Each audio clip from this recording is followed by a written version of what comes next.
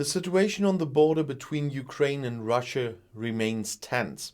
Meanwhile, the US government is preparing 8,500 troops to support the NATO Response Force. And that's what I'm going to talk about in this video. Russia has massed more than 120,000 soldiers on the border with Ukraine. And Ukraine and the West fear an invasion. The Kremlin rejects this accusation but makes extensive demands on the NATO countries. Since last week, there have been meetings between representatives of NATO and Russia, which have so far brought no result. On Monday, NATO announced an increase in its military presence in Eastern Europe.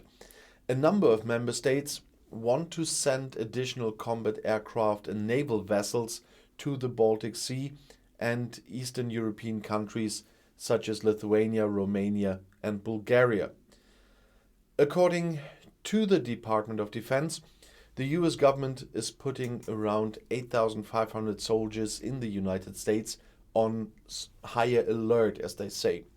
Ministry spokesman John Kirby emphasized on Monday, however, that a decision on moving these troops to Europe had not yet been made. The relevant units were put on increased readiness on the instruction of US President Joe Biden and on the recommendation of Secretary of Defense Lloyd Austin.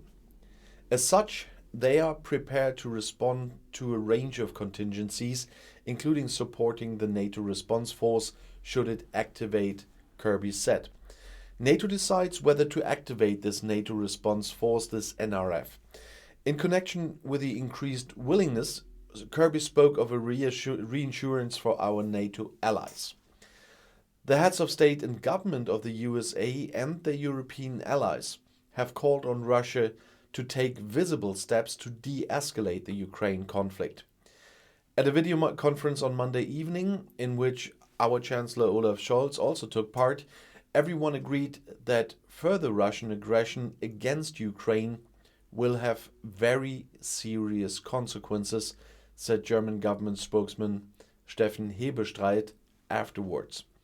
The participants assured Ukraine of their unreserved support for the sovereignty and territorial integrity of Ukraine.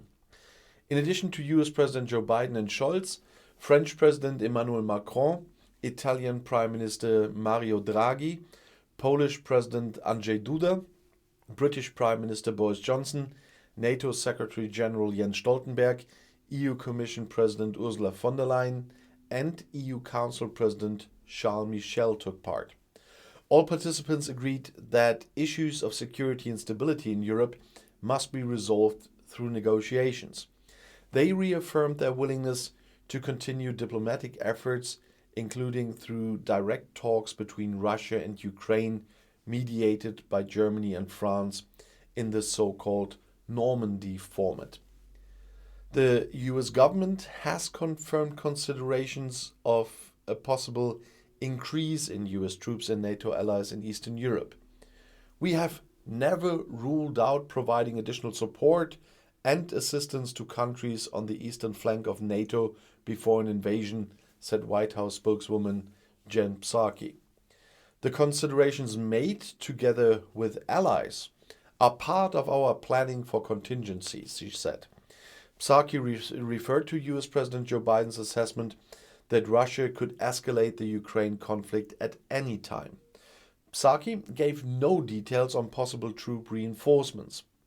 According to a report in the New York Times, Biden is considering relocating warships and planes to NATO allies in the Baltic and Eastern Europe and sending several thousand US soldiers. Options include deploying 1,000 to 5,000 troops to Eastern European countries, with a possibility of tenfold that number if the situation worsens, the report said. A decision is expected this week. And I'll see you in my next video. Bis gleich.